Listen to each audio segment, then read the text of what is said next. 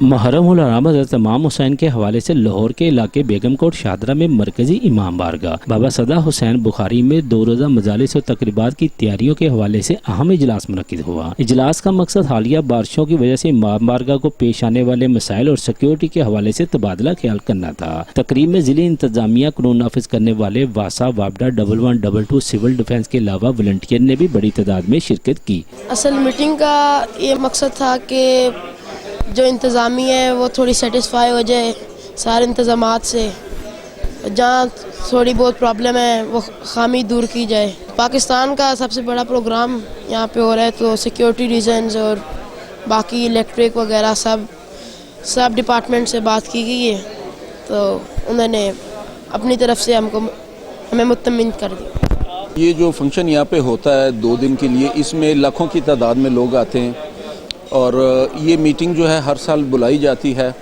اس میں سارے ڈپارٹمنٹس بلائے جاتے ہیں، جس میں پولیس، واسا، وابڈا اور لوکل گورنمنٹ، اور ساتھ میں ہم یہاں کے جو لوکلز ہیں ان کو بھی دعوت دی جاتی ہے۔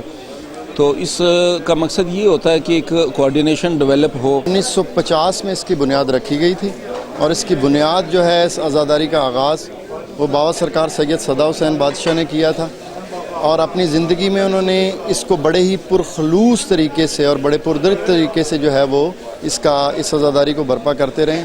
اور اس عزاداری میں نہ صرف پاکستان بلکہ پاکستان کے باہر سے بھی بہت سارے عزادار لاکھوں کی تعداد میں تشریف لاتے ہیں، جو کہ 3 دن تک یہاں پہ ہمارے مہمان ہوتے ہیں، جن کو رہائش اور لنگر جو ہے وہ یہاں سے بارگاہ کی طرف سے پرووائڈ کیا جاتا ہے۔